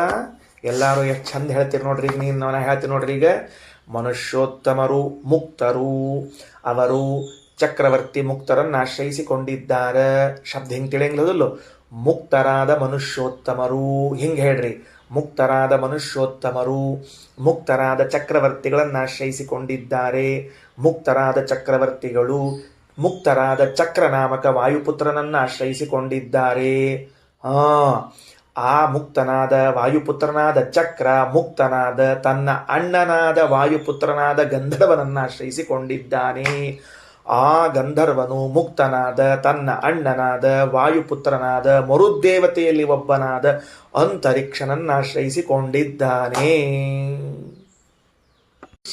ನಿಮ್ಮ ಜೊತೆಗೊಂದು ಮ್ಯಾಚ್, ಈಗ ಕ್ರಿಕೆಟ್ ಮ್ಯಾಚ್. ಏನು ಅಂದ್ರೆ ಈ ಅಂತರಿಕ್ಷ ಅಂತೇನು ಮರುದ್ದೇವತೆಗಳಲ್ಲಿ ಒಬ್ಬನಾದ ವಾಯುಪುತ್ರನಾದ ವ್ಯಕ್ತಿ ಇದ್ದಾನಲ್ಲ, ಅವನಿಗೆ ಯಾಕೆ ಅಂತರಿಕ್ಷ ಅಂತ ಹೆಸರು ಬಂತು ಅಂತ ಕೇಳಿದರೆ ಅವನು ಅಂತರಿಕ್ಷಕ್ಕೆ ಅಭಿಮಾನಿ. ಅವನು ಅಂತರಿಕ್ಷಕ್ಕೆ ಅಭಿಮಾನಿ. ಅಂತರಿಕ್ಷಕ್ಕೆ ಅಭಿಮಾನಿಯಾದದ್ದರಿಂದ ಅವನಿಗೇನು ಹೆಸರು ಬಂದಿದೆ ಅಂದರೆ ಅಂತರಿಕ್ಷ ಅಂತ ಬಂದಿದೆ. ಅಲ್ಲಿ ಆಚಾರ್ಯ ಭಾಷ್ಯದಲ್ಲಿ ಮುಂದೆ ಹೇಳೋ ಕಾಲಕ್ಕೆ ಅಂತರಿಕ್ಷಗಃ ಅಂತ ತಿಳಿದುಕೊಂಡು ಹೇಳಿ ಶಬ್ದವನ್ನು ಹೇಳ್ಯಾರ. ಅಲ್ಲಿ ಅಂತರಿಕ್ಷಾಭಿಮಾನಿ ಅಂತ ರಘುತ್ತಮ ಸ್ವಾಮಿಗಳು ಬರಿತಾ ಇದ್ದ. ಏನು ನಾನು ಯಾಕೆ ಪ್ರಮಾಣ ತಗೊಂಡೆ ಅಂದರೆ ರಘುತ್ತಮ ಸ್ವಾಮಿಗಳು ಹೇಳ್ಯಾರ ಅಂಬೋದು ಬೇಕಾಗಿತ್ತು, ಅಷ್ಟಕ್ಕೆ ತಗೊಂಡೆ ನಾನೀಗ. ರಘುತ್ತಮ ಸ್ವಾಮಿಗಳವರು ನಮಗೇನು ತಿಳಿಸ್ಲಿಕ್ಕತ್ತಾರೆ? ವಾಯುದೇವರ ಮಗನಾದ ಅಂತರಿಕ್ಷ ಎಂಬ ಹೆಸರಿರುವ ಈ ವಾಯು ಮರುದೇವತೆಗಳಲ್ಲಿ ಒಬ್ಬನಾದವನು. ಅವನು ತನ್ನ ತಮ್ಮನಾದ ಗಂಧರ್ವನಿಗೆ ಆಶ್ರಯ ನೀಡಿದ್ದಾನೆ ಮುಕ್ತಿಯಲ್ಲಿ ಅಂತಿದೆಯಲ್ಲ. ಸರಿ, ಈಗ ಮುಕ್ತನ ಬಗ್ಗೆ ಅದ. ಈ ಅಂತರಿಕ್ಷಾಭಿಮಾನಿ ಯಾರು? ವಾಯುಪುತ್ರ ಅಂತ ನೀವು ಹೇಳ್ತಾ ಇದ್ರೆ, ಒಂಚೂರು ನಿಮ್ಮ ಪುಸ್ತಕಗಳು ನಿಮ್ಮ ಕೈಯಲ್ಲಿ ಇದ್ದದ್ದಾದರೆ, ಆಗ ನಾನು ಹೇಳುವ ಪೇಜನ್ನು ತೆಗೆದರೆ ನಿಮಗೊಂದು ಆಘಾತ ಕಾದಿರುತ್ತದೆ. ಆಚಾರ, ಇಂಥವು ಭಾಳ ಹೇಳಲಿಕ್ಕೆ ಹೋಗಬೇಡ್ರಿ, ನಮಗೆ ಪಾಘಾತ ಮಾಡಲಿಕ್ಕೆ. 446ನೇ ಪೇಜು ತೆಗೆದರೆ ಮೂಲ ಪುಸ್ತಕ ಇದ್ದವರು ಅಭೋಭಿಮಾನಿ ವಿಘ್ನೇಶಃ ವಿಷ್ಣೋರ್ಮಾಂಸಾಂಶಿತ ಸದಾ ಅಂತರಿಕ್ಷಾಭಿಮಾನಿ ತು ತತ್ಸೂನು ಉದರೇ ಸ್ಥಿತ. ಬಂತಪ್ಪ, ಶುರುವಾಯ್ತಪ್ಪ ದೇವರೇ, ಏನ್ ಮಜಾ ಅದ. ಶ್ರೀಮದಾಚಾರ್ಯರು ಇಲ್ಲಿ ಭಾಷ್ಯ ಹೇಳುವಾಗ ಏನಂದಾರ? ನಭೋಭಿಮಾನಿ ವಿಘ್ನೇಶಃ, ಆಕಾಶಕ್ಕೆ ಅಭಿಮಾನಿಗಳು ಯಾರು ಅಂದ್ರೆ ಗಣಪತಿ. ಸರಿ, ಆಕಾಶಕ್ಕೆ. ಅಂತರಿಕ್ಷಕ್ಕೆ ಯಾರ ಅಭಿಮಾನಿಗಳು ಅಂದ್ರೆ ತತ್ಸೂನುಹು, ಗಣಪತಿಯ ಪುತ್ರನಾದವನು ಅಂತರಿಕ್ಷಕ್ಕೆ ಅಭಿಮಾನಿ ಅಂತ ಅಲ್ಲಿ ಹೇಳ್ಯಾರ. ಇಲ್ಲಿ ಹೇಳುವಾಗ ಅದು ಅಶ್ವಬ್ರಾಹ್ಮಣದಲ್ಲಿ ಹೇಳುವಾಗ ಅಂತರಿಕ್ಷಕ್ಕೆ ಅಭಿಮಾನಿಗಳನ್ನು ಗಣಪತಿ ಪುತ್ರನೆಂಬುದಾಗಿ ಹೇಳ್ತಾ ಬಂದು, ಗಾರ್ಗಿ ಬ್ರಾಹ್ಮಣ ಬರೋ ಹೊತ್ತಿಗೆ ಶ್ರೀಮದಾಚಾರ್ಯ ಚೇಂಜ್ ಮಾಡಿಬಿಟ್ರು. ಅಲ್ಲ ನನ್ನ ಮಗ ಅಭಿಮಾನಿ ಅಂತ ಹೇಳಿ ಶುರು ಮಾಡಿದರು. ಏನು ಸ್ವಾಮಿ ಎಲ್ಲರ ಹೆಂಗೆ ಮಾಡಿದ್ರೆ? ಒಬ್ಬರನ್ನ ಹೇಳ್ರಿ, ನೀವು ಅಲ್ಲಾರ ಹೇಳ್ರಿ, ಇಲ್ಲರ ಹೇಳ್ರಿ, ಎರಡು ಯಾಕೆ ಹೇಳಿದ್ರಿ? ಹಾಗಾದರೆ ಮೊದಲನೇ ವ್ಯವಸ್ಥಾ ಏನು? ಆಕಾಶ ಅಂತ ತಗೊಳ್ರಿ. ಮೊದಲನೇದು ಆಕಾಶ ಅಂದ್ರೆ ಸ್ಪೇಸ್, ಅದರಲ್ಲಿ ಅಂತರಿಕ್ಷ ಅಂದ್ರೆ ನಕ್ಷತ್ರಗಳು, ಚಂದ್ರಮಂಡಲ, ಸೂರ್ಯಮಂಡಲ, ಗ್ರಹಗಳು ಇರುವ ಭಾಗ, ಅದಕ್ಕೆ ಅಂತರಿಕ್ಷ ಅಂತ ಹೆಸರು. ಅದಕ್ಕೆ ಇನ್ನೊಂದು ಹೆಸರೇನು? ಭುವೋಲೋಕ ಅಥವಾ ಭುವೋರ್ಲೋಕ ಅಂತ ಹೆಸರು. ಭೂಹು ಭುವಃ ಸ್ವಃ, ಭುವರ್ಲೋಕ ಅಂತರಿಕ್ಷ. ಅಂತರಿಕ್ಷಕ್ಕೆ ಅಭಿಮಾನಿಗಳು ಯಾರು ಅಂತ ಕೇಳಿದ್ರೆ, ಪ್ರಥಮ ಬ್ರಾಹ್ಮಣದಲ್ಲಿ ಹೇಳುವಾಗ ಶ್ರೀಮದಾಚಾರ್ಯರಂತಾರೆ ಗಣಪತಿಯ ಪುತ್ರ. ಗಾರ್ಗಿ ಬ್ರಾಹ್ಮಣದಲ್ಲಿ ಹೇಳುವಾಗ ಹೇಳುತ್ತಾರೆ ಮಮ ಪುತ್ರ ಅಂತ. ಯಾವುದು ತಗೋಬೇಕು? ಅವರಿಗೆ ಹೆಸರು ಹೇಳಲಿಲ್ಲ, ಇವ್ರಿಗೆ ಹೆಸರು ಹೇಳಿದ್ರಿ. ಅಲ್ಲಿ ಏನು ಮಾಡಿಬಿಟ್ರಿ ನೀವು ಅಂದರೆ, ತತ್ಸೂನುಹು ಏನು ಮಾಡ್ಯಾರ? ಅಲ್ಲಿದ್ದು ಬಿಟ್ಟಾರ. ಎಲ್ಲಿದ್ದಾರಪ್ಪ ಅಂತಂದ್ರೆ ಅಂತರಿಕ್ಷಾಭಿಮಾನಿ ಚ ತತ್ಸೂನು ರುಧರೇ ಸ್ಥಿತ ಅಂತ ಅಲ್ಲಿ ಹೇಳಿ, ಇಲ್ಲಿ ಇವನಿಗೆ ಅಂತರಿಕ್ಷ ಅಂತ ಹೆಸರು ಹೇಳಿಗತ್ತೀರಿ. ಹಂಗಾದ್ರೆ ಯಾರನ್ನು ತಗೋಬೇಕು? ಗಣೇಶ ಪುತ್ರನು ಅಂತರಿಕ್ಷಕ್ಕೆ ಅಭಿಮಾನಿ ಅಂತ ಇಟ್ಟುಕೊಳ್ಳೋಣವ, ಮುಖ್ಯ ಪ್ರಾಣ ಪುತ್ರನಾದ ಅಂತರಿಕ್ಷನು ಅಭಿಮಾನಿ ಅಂತ ಇಟ್ಟುಕೊಳ್ಳೋಣವ ಅಂತ ಹೇಳಿ, ಇದು ನನ್ನ ವೈಯಕ್ತಿಕವಾದ ಪ್ರಶ್ನೆ. ನೋಡ್ರಿ, ತಾರತಮ್ಯದ ಈಗ ಇಬ್ರು ಬಂದ್ರೀಗ. ತಾರತಮ್ಯವನ್ನು ಹೇಳುವ ಪ್ರಸಂಗದಲ್ಲಿ ಬಂದಾಗ ಇಬ್ರು ಬಂದಿದ್ದಾರೆ ಈಗ. ಅಂದರೆ ಒಂದು ಮೊದಲನೇ ಬ್ರಾಹ್ಮಣದಲ್ಲಿ ಹೇಳುವಾಗ ಗಣಪತಿ ಪುತ್ರನಾದವರು, ಈ ಬ್ರಾಹ್ಮಣದಲ್ಲಿ ಹೇಳುವಾಗ ವಾಯುದೇವರ ಪುತ್ರನು ಅಂತ ಹೇಳ್ತಿದ್ದಾರೆ. ಇಬ್ಬರನ್ನು ತಗೊಳ್ಬೇಕಾ, ಒಬ್ಬರನ್ನು ತಗೊಳ್ಬೇಕಾ? ಒಂದು ಪದಾರ್ಥಕ್ಕೆ ಇಬ್ಬರಿಬ್ಬರನ್ನು ತಗೊಳ್ಬೇಕು, ಒಬ್ಬೊಬ್ಬರನ್ನು ತಗೊಳ್ಬೇಕು. ಸಾಮಾನ್ಯವಾಗಿ ನಾವೇನು ಅಭ್ಯಾಸ ಮಾಡಿರ್ತೀವಿ ಅಂದರೆ, ಒಂದು ಪದಾರ್ಥಕ್ಕೆ ಒಬ್ಬರು ಅಂತ ಅಭ್ಯಾಸ ಮಾಡಿರ್ತೀವಿ. ಈಗ ಯಾರನ್ನು ತಗೋಬೇಕು? ಒಬ್ಬರಿದ್ದಾರೋ? ಇಬ್ಬರಿದ್ದಾರಂದ್ರೆ ಯಾಕಿದ್ದಾರೆ? ಒಬ್ಬರನ್ನ ಯಾಕೆ ಇಟ್ಟಿಲ್ಲ? ಹಿಂಗೆ ಪ್ರಶ್ನೆ ಶುರುವಾಗ್ತದೆ. ಅದಕ್ಕೆ ನಮಗ ಶ್ರೀಮದಾಚಾರ್ಯ ಮೊದಲು ಸ್ಪಷ್ಟಪಡಿಸಿದ್ದೇನು ಅಂದ್ರೆ, ಇದು ಉಪನಿಷತ್ತು, ಇದು ವೇದ. ಇದು ನಮಗೆ ಏನನ್ನ ಪಾಠ ಹೇಳಲಿಕ್ಕೆ ಹೊರಟಿದೆ ಅಂದರೆ, ಒಂದು ಪದಾರ್ಥಕ್ಕೆ ಒಬ್ಬರೇ ಅಭಿಮಾನಿಗಳು ಇರುವುದಿಲ್ಲ. ಅನೇಕ ಜನರು ಒಂದು ಪದಾರ್ಥಕ್ಕೆ ಅಭಿಮಾನಿಗಳಾಗಿರುತ್ತಾರೆ ಎಂಬ ಪಾಠವನ್ನು ಮೊದಲು ಕಲಿಸ್ತಾರೆ. ಫಸ್ಟ್ ನೋಡ್ರಿ, ಎಷ್ಟು ಬ್ಯೂಟಿಫುಲ್ ಅದ ತಿಳಿಸೋದು ಕ್ರಮ. ಅದಕ್ಕೆ ಉಪನಿಷತ್ತಿಗೆ ಒಂದು ಪದಾರ್ಥಕ್ಕೆ ಒಬ್ಬೊಬ್ಬರೇ ದೇವತೆಗಳು ಅಂತೇನಿಲ್ಲ, ಅನೇಕ ಜನ ದೇವತೆಗಳು ಅಭಿಮಾನಿಗಳಾಗಿರುತ್ತಾರೆ ಅಂತ ಹೇಳಿದ್ದಾರೆ. ಒಂದು ತತ್ವಕ್ಕೆ, ಒಂದು ಪದಾರ್ಥಕ್ಕೆ ಒಬ್ಬರೇ ತತ್ವಾಭಿಮಾನಿಗಳಲ್ಲ, ಅನೇಕ ಜನ ತತ್ವಾಭಿಮಾನಿಗಳಿದ್ದಾರೆ ಅನ್ನುವ ರಹಸ್ಯಾಂಶವನ್ನು ಹೊರಗೆ ಹಾಕಿತು ವೇದ. ಉಪನಿಷತ್ತು ಹೇಳ್ತದ ಒಂದೇ ಅಂತರಿಕ್ಷ ಇರೋದು. ಆ ಒಂದು ಅಂತರಿಕ್ಷಕ್ಕೆ ಗಣಪತಿಯ ಪುತ್ರನಾದವನೂ ಅಭಿಮಾನಿಯಾಗಿದ್ದಾನೆ, ಪ್ರಾಣಪುತ್ರನಾದ ಅಂತರಿಕ್ಷನೂ ಅಭಿಮಾನಿಯಾಗಿದ್ದಾನೆ. ಹಾಗಾಗಿ ಏನನ್ನ ಹೊಸ ವಿಷಯವನ್ನು ಹೊರಹಾಕಿತು, ಒಂದೊಂದು ಪದಾರ್ಥಗಳಿಗೆ 2, 4, 8, 10 ದೇವತೆಗಳಿದ್ದಾರೆ ಅಂತ ತಿಳಿದುಕೊಳ್ಳ್ರಿ. ಈ ಪ್ರಮೇಯ ಮೊದಲು. ಎರಡನೇದ್ದು ಯಾಕೆ ಬೇಕು, ಯಾಕೆ ಬೇಕು? ಒಬ್ಬರು ಕಂಟ್ರೋಲ್ ಮಾಡಿದ್ರೆ ಆಗೋದಿಲ್ವಾ? ಯಾಕೆ ಬೇಕು? ಇಬ್ರಿಬ್ರು ಯಾಕೆ ಬೇಕು? ಒಬ್ಬರೇ ಯಾಕಬಾರ್ದು? ಯಾಕಪ್ಪ ಅಂತಂದ್ರೆ ನೋಡ್ರಿ, ಹಿಂಗೆ ತಿಳ್ಕೋಣಂತ. ಏನು ತಿಳ್ಕೋಣಂತ? ಒಂದು ದೊಡ್ಡ ಕಾರ್ಯಕ್ರಮ ನಡೀತಾ ಇದೆ ಅಂತ ಇಟ್ಕೊಳ್ರಿ. ಆ ಕಾರ್ಯಕ್ರಮಕ್ಕೆ ಮೇಲ್ವಿಚಾರಕರು ಒಬ್ಬರೇ ಇದ್ರೆ ಚಲೋನ, ಅನೇಕ ಜನ ಇದ್ರೆ ಚಲೋನ? ಮೇಲ್ವಿಚಾರಣೆ ಮಾಡುವಂಥವರು ಒಬ್ಬರಿದ್ರೆ ಚಲೋನ, 4 ಜನ ಇದ್ರೆ ಚಲೋನ? 4 ಜನ ಇದ್ರೆ ಏನಾಗ್ತದ ಅಂತಂದ್ರೆ ಎಲ್ಲ ವ್ಯವಸ್ಥಿತ ಆಗಿದೆಯೋ ಇಲ್ಲವೋ ಅಂತ ನೋಡಿಕೊಳ್ಳಲಿಕ್ಕೆ ಬರ್ತದೆ. ಹೌದೋ ಇಲ್ಲ ಹೇಳೋಣಂತ. ಎಲ್ಲ ಒಬ್ಬನೇ ಮಾಡೋದು, ಮೈ ಮೇಲೆ ಹಾಕ್ಕೊಂಬಿಡೋದು, ಎಲ್ಲ ಒಬ್ಬನೇ ಕಾರ್ಯಕ್ರಮ ಮೈ ಮೇಲೆ ಹಾಕ್ಕೊಂಬಿಡೋದು.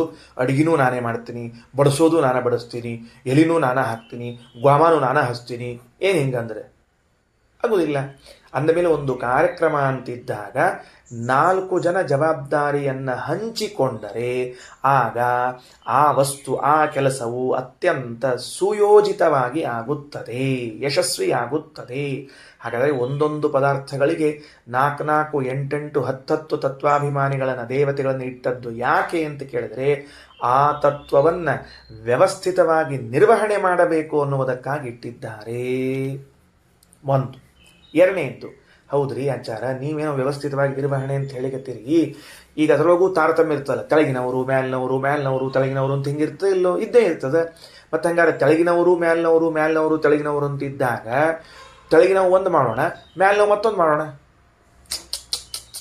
ಏನು ಪರಿಸ್ಥಿತಿ ಪಾ ಎಲ್ಲರ? ಅವರಿಬ್ಬರು ಜಗಳದೊಳಗೆ ಅಥವಾ ಅವರಿಬ್ಬರು ಮಿಸ್ಅಂಡರ್ಸ್ಟ್ಯಾಂಡಿಂಗ್ ಒಳಗೆ ನಮ್ಮ ಪರಿಸ್ಥಿತಿ ಏನೆಲ್ಲರ? ಏನ್ರಿ, ಇಬ್ಬರು ಹೆಡ್ ಕುಕ್ ಬಂದ್ಬಿಡೋಣ ಅಡಿಗೆ ಮಾಡ್ಲಿಕ್ಕೆ, ಇಬ್ಬರು ಹೆಡ್ ಕುಕ್ ಅಡಿಗೆ ಮಾಡ್ಲಿಕ್ಕೆ ಬರೋಣ. ಒಬ್ಬ ಉಪ್ಪು ಹಾಕೋಣ, ಅವ ಅಂತಾನೆ ನೀ ಯಾಕೆ ಉಪ್ಪು ಹಾಕಿಯೋ, ನಾ ಹಾಕ್ತೀನಿ ಅಂತ ಅವ ಉಪ್ಪು ಹಾಕ್ತಾನೆ. ಅವ ಹಾಕಿದ ಕೂಡಲೇ ನೀ ಹೆಂಗೆ ಹಾಕಿದ್ದೀರ ಅಂತ ಕೇಳ್ದ ತಡಿ ಅಂತ ಇವಾಗ ಇನ್ನೂ ಉಪ್ಪು ಹಾಕ್ತಾನೆ. ಹೌದು ಸ್ವಾಮಿ, ನೀವಿಬ್ಬರು ಹೆಡ್ ಕುಕ್ಕುಗಳು ಉಪ್ಪು ಹಾಕೋದೊಳಗೆ ಊಟಕ್ಕೆ ಕೂತವ್ರ ಪರಿಸ್ಥಿತಿ ಏನದೆ ಹೇಳ್ರಿ ಮೊದಲನೇ ಇತ್ತು. ಹಾಗಾದರೆ ಹೀಗಾಗುವುದಿಲ್ಲವೇ ಪರಿಸ್ಥಿತಿ? ಇಬ್ರಿಬ್ರು 4 ಮಂದಿ ದೇವತೆಗಳಿದ್ರೆ ಅಂದರೆ ಮೊದಲನೇದು ಮರ್ತೀವಿ. ಏನು ಮರ್ತೀವಿ ಅಂದರೆ ಇವರು ಅಪರೋಕ್ಷ ಜ್ಞಾನಿಗಳು, ಇವರು ದ್ವೇಷೇರ್ಷಾದಿಗಳನ್ನು ಮಾತ್ಸರ್ಯಗಳನ್ನು ಕಳೆದುಕೊಂಡವರು. ದ್ವೇಷೇರ್ಷಾದಿ ಮಾತ್ಸರ್ಯವನ್ನು ಕಳೆದುಕೊಂಡು ಅಪರೋಕ್ಷ ಜ್ಞಾನಿಗಳಾಗಿ ಇದ್ದವರು ಈ ತತ್ವಕ್ಕೆ ಅಭಿಮಾನಿಗಳಾಗಿದ್ದಾಗ ಮಾತ್ಸರ್ಯ ಬರುವುದೇ ಇಲ್ಲ.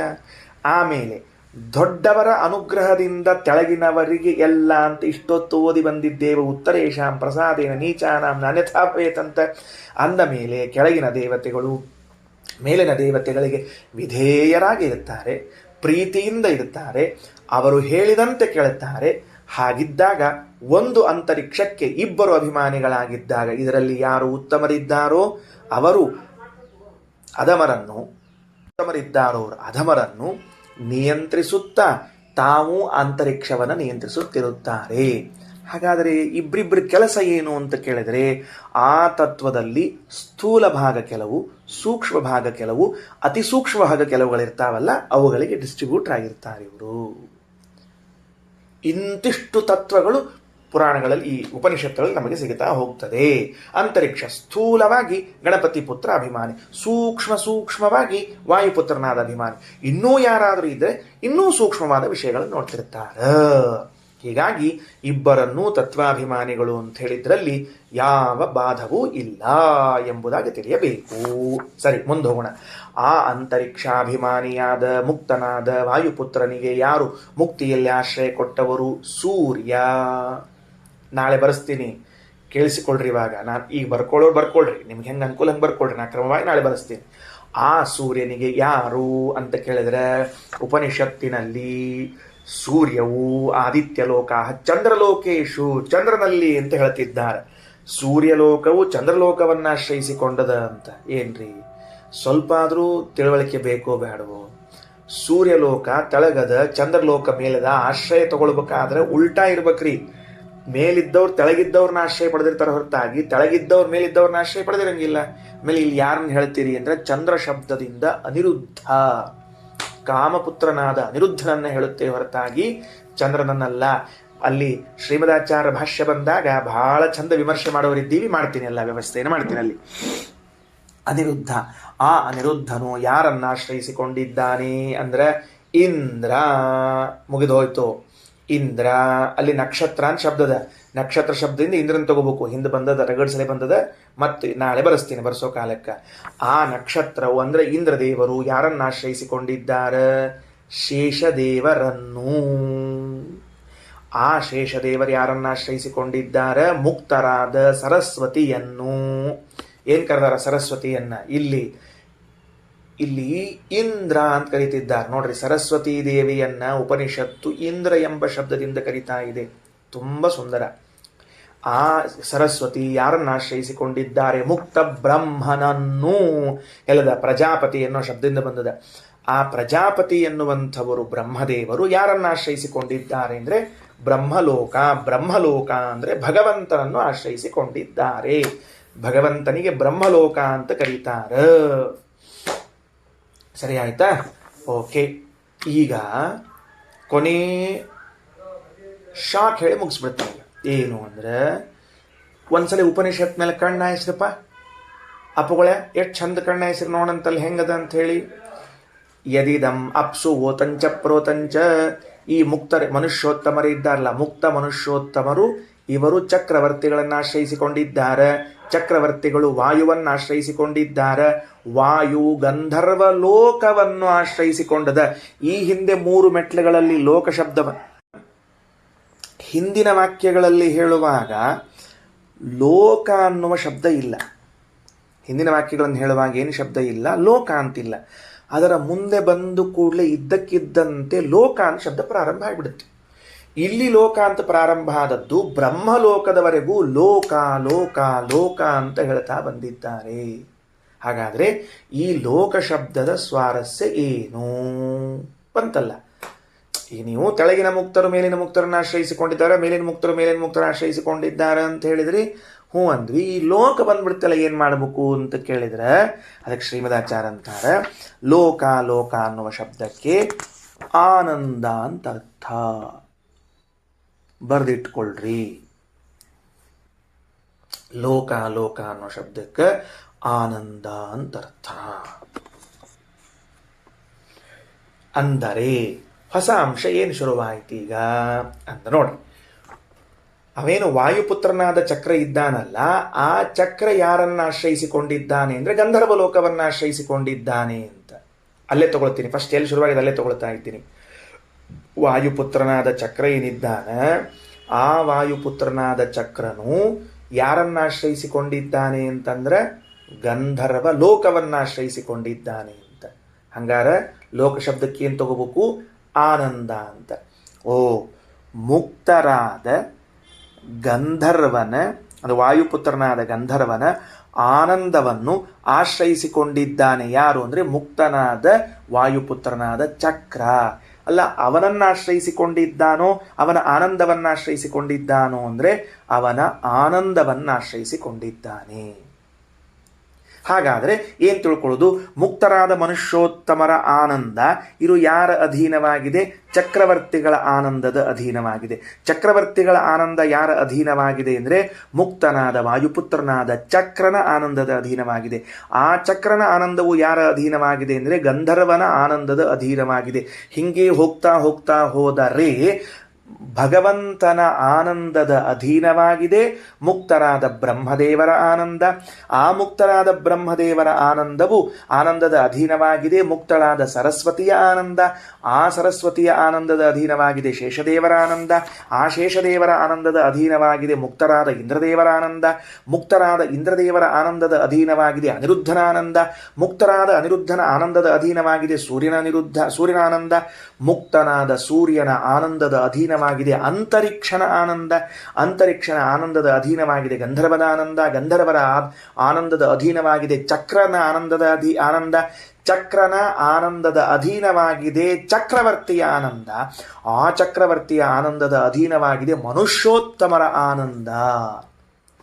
ಇಲ್ಲಿ ಬರೇ ತೆಳಗಿನವರು ಮೇಲಿನವರು ಆಶ್ರಯಿಸಿಕೊಂಡಿದ್ದಾರೆ ಅಂತ ಹೇಳಿಲ್ಲ. ಮೇಲಿನವರ ಆನಂದದ ಅಧೀನವಾಗಿದೆ ಕೆಳಗಿನವರ ಆನಂದ ಅಂತ ತಿಳಿದುಕೊಂಡು ಶುರು ಮಾಡಿದ್ದಾರೆ. ಮತ್ತೊಂದು ಹೊಸ ಪ್ರಪಂಚ ಪ್ರಾರಂಭ ಆಗ್ತಾ ಇದೆ. ನಾಳೆ ನೋಡೋಣ. ಟಾಟಾ ಬಾಯ್. ಶ್ರೀಕೃಷ್ಣಾರ್ಪಣಮಸ್ತು.